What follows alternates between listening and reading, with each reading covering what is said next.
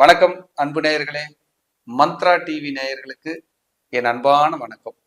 Mantra TV channel வாயிலாக உங்களை சந்திப்பதிலே மட்டற்ற மகிழ்ச்சி. இந்த சேனல்ல வர்ற ஒவ்வொரு நிகழ்ச்சிகளும் ரொம்ப பிரமாதமாகவும் அற்புதமாகவும் இருக்கும்.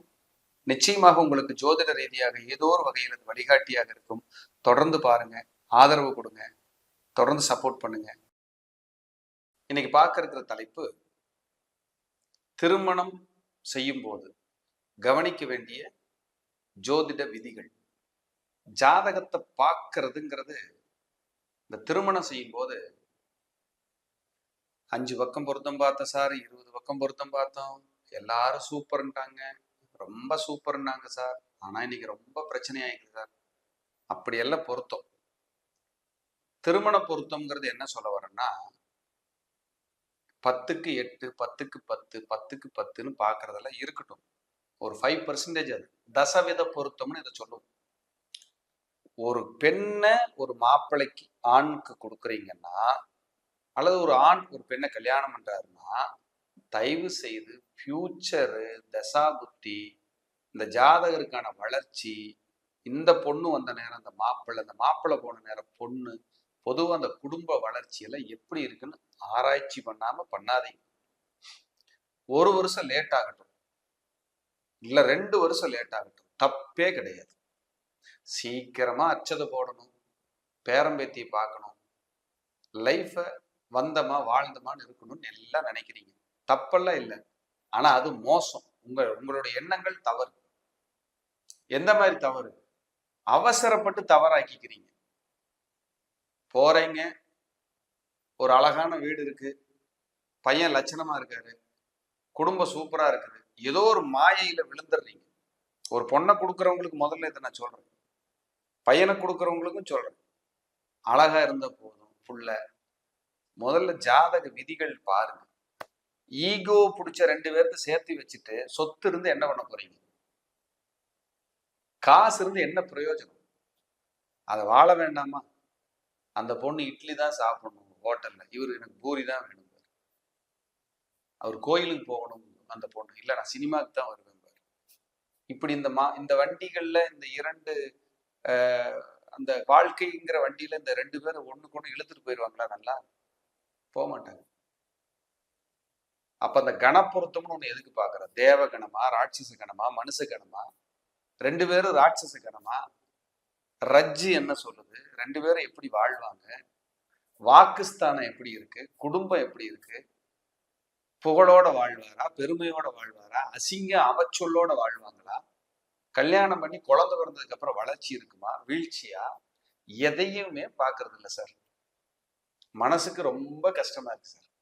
நான் 2 வருஷமா பொருத்தம் பார்க்கறதே நிப்பாட்டிட்டேன், நிஜமானுமே சொல்றேன்.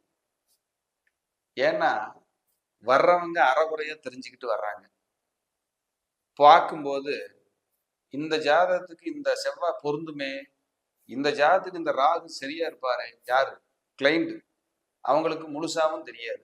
அப்படி உங்களுக்கு தெரியுது அந்த ஜாதத்துக்கு இது பொருந்தும்னா, அப்புறம் ஏன் எங்களை மாதிரி ஆளுங்க ஜோதிடர்கிட்ட நீங்க வர்றீங்க? இப்ப நீங்களே பாத்துக்கணுமா இல்லையா? ஒரு புக்கு 50 ரூபாய்க்கு விற்குது, இந்த நட்சத்திரத்துக்கு இந்த நட்சத்திரம் பொருந்துமா பொருந்தாதான்னு சொல்லிடும். லைஃப்ங்கிறது அது அல்ல சார், புரிஞ்சுக்கணும். குறிப்பா அந்த பெண் குழந்தையை பெற்றவங்களுக்கு தான் இதை நான் சொல்றேன். முதல்ல குழந்தைகளுக்கு வாழ்க்கையை சொல்லி கொடுங்க.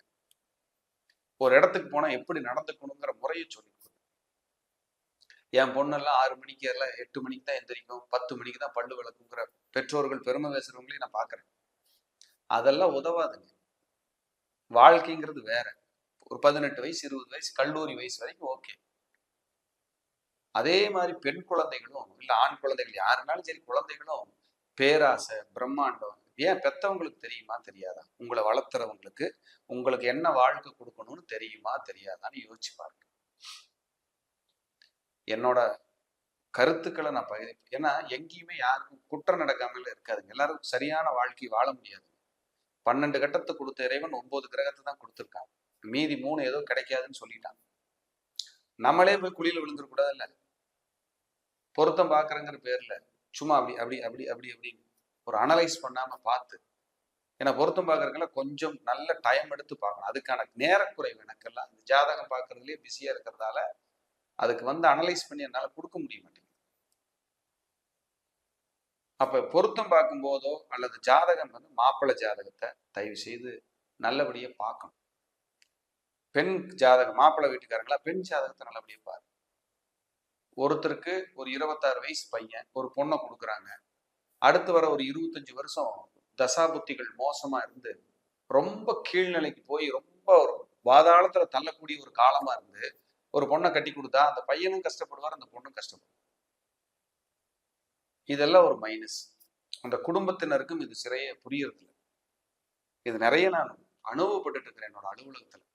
அதனால இதை பூரா உங்ககிட்ட பேச வேண்டிய கட்டாயம். அப்போ ஒரு ஜாதகத்தை எடுத்து ஒரு பையனோ ஒரு பொண்ணோ கல்யாணம் பண்ண போறாங்கன்னா தசாபுத்தி எப்படி இருக்கு, குடும்ப வாழ்க்கை எப்படி இருக்கு, அடுத்தடுத்து தொடர்ந்து 7.5 சனி வருதா இல்ல அஷ்டம சனி வருதா, பாதிக்கப்படுறாங்களா, 2 பேர்த்துக்குமே டைவர்ஸ்க்கான தசாபுத்தி எதுவும் கல்யாணம் பண்ணி வச்சு ஒரு 2-3 வருஷத்துல வந்துருமா, பிரிவினை நோக்கி போவாங்களா, கட்டி வச்சதுக்கு அப்புறம் அசுர வளர்ச்சி அடைஞ்சு வீடு வாசல்லாம் வாங்கி நல்ல வாழ்க்கை வாழ்றதுக்கு வாய்ப்பு இருக்கா, இதையும் நீங்க பார்க்கணும். எல்லாருக்கும் இப்படி அமையுமான அமையாது. ஏற்கனவே நம்ம கட்டத்துல இருக்கும். கல்யாணம் பண்ணா சித்திரவதை அனுபவிக்கணுங்கிற விதியாக கூட இருக்கும் நம்ம ஜாதகத்துல. அதை கொஞ்சம் ஃபைன் டியூன் பண்ணி நல்ல இடமா கட்டி வைக்கலாம், கல்யாணம் பண்ணி கொடுக்கலாம். அந்த மாப்பிள்ளையும் பொண்ணும் அமர்ந்து அந்த மணக்கோலத்துல அச்சதை போட்டுட்டு அந்த தந்தை என் பொண்ணை இன்னாரு மகனுக்காக இன்னாருக்காக என் பொண்ணை தாரை வார்த்து கொடுக்கிறேன் என்று சொல்லும் போது அந்த அப்பாவோட கண்களில கண்ணீர் வடியுமே. அந்த கண்ணீருக்கு விலை இருக்குன்னு நினைக்கிறீங்களா? வைரமெல்லாம் தள்ளி நிக்கணும் அந்த கண்ணீருக்கு முன்னாடி. அப்படிப்பட்ட அந்த ஆனந்தமா என் பொண்ணு அப்படின்னு அந்த கண்ணீர் வடிக்கும். என்னை விட்டு என் பொண்ணு என் மகள் பிரியிறாளே, நான் இனி எப்படி நான் இருக்க போறேன்னு அந்த தந்தை தாரை வார்த்து கொடுப்பார். அந்த காட்சியெல்லாம் நான் பார்க்கும்போது கலங்கி போயிடும் மனசு. அது பெற்றவங்களுக்கும், அது குறிப்பா பெண் குழந்தை பெற்றவர்களுக்கு அந்த வழி தெரியும். அதனால நீங்க ஆண் குழந்தை இருந்தாலும் பெண் குழந்தை பெற்றவங்களா இருந்தாலும் ஒருத்தரனால இன்னொருத்தர் லைஃப் கெட்டாம பார்த்துக்குங்க. நல்லதே நடக்க வேண்டாம், கெட்டது நடக்காம பார்த்துக்குங்க. அப்ப திருமணம் பண்ணும்போது ஒரு ஜாதகத்தில் ஃபியூச்சர் எப்படி, வளர்ச்சி என்ன, ஏதாவது டிஸ்டர்ப் இருக்கா, மறுமணம் ஏதாவது வந்துருமா, 2 கல்யாணம் 2க்கும் மேற்பட்ட கல்யாணம் நடக்கிற மாதிரியான அமைப்பா, இல்லை இவங்களுக்குள்ளேயே புரிதல் இல்லாம போயிருமா, மன அழுத்தத்தோட வாழ்வாங்களா, இதெல்லாம் பார்த்து கொடுக்கணும். எத்தனையோ பேருங்க ரெகுலரா ஒரு 4 கிளைண்டாவது மினிமம் வந்து 2 கல்யாணம் சார், குழந்தையோட இருக்காங்க சார், பிரிவினையை நோக்கி போறாங்க. எத்தனை பேர்? அதுக்கு சில இறைப்பரிகாரங்களே எடுத்துட்டு நிம்மதியா இருங்க. யாராவது கட்டி கொடுத்துட்டு என் பொண்ணும் இப்ப மாப்பிள்ளையும் சந்தோஷமா இல்லை, இல்லை என் மகனுக்கு கட்டி கொடுத்து மருமகள் நிம்மதியா இல்லை, 2 பேரும் கவலையோடு இருக்காங்க வாழ்றாங்கன்னா உங்களுக்கான பரிகாரமா அதையும் நான் சொல்லிடுறேன். அதையும் கொஞ்சம் செஞ்சு பாருங்க. திருச்செங்கோடிலே இருக்கின்ற அர்த்தநாரீஸ்வரர் ஆலயத்தில் சென்று மானசீகமான பிரார்த்தனை பண்ணுங்க. எந்த நாள் வேணாலும் போய்ங்க, ஒரு மாலை வாங்கி போட்டு வழிபாடு பண்ணுங்க. கணவன் மனைவி இருக்கிற பிணக்குகள் தொந்தரவுகள் குறையும். அடுத்தபடியா ஸ்ரீவாஞ்சியும் போகலாம், அங்கேயும் நல்லா இருக்கும். ஒரு வீட்டுக்கு பெண்ணு கட்டிட்டு வந்து அந்த பெண்ணுனால பிரச்சனையா இருக்கிறவங்க, அந்த பையன் ரொம்ப வேதனைப்பட்டு இருக்காருன்னா அவர் சிவகாசிக்கு பக்கத்துல திருத்தங்கள் போயிட்டு வாங்க. திருத்தங்கள் மறுபடியும் இதுக்காக ஃபோன் பண்ணி கேட்டுறாதீங்க. இதுதான் விதிகள், இவ்வளவுதான். நீங்க ஃபோன் பண்ணாலும் இதைத்தான் சொல்ல போறோம். ஃபோன் பண்ணி பேசுறதுக்கு நேரமின்மையும் இருக்கும். உங்க நல்லதுக்காக இதை பேசியிருக்கேன். எல்லாரும் இறையருளோட குருவருளோட நல்ல நிம்மதியா இருக்கணும், ஐஸ்வர்யமா இருக்கணும்னு சொல்லி மீண்டும் ஒரு நல்ல பதிவுல சந்திக்கிறேன். நன்றி, வணக்கம், வாழ்க வளமுடன்.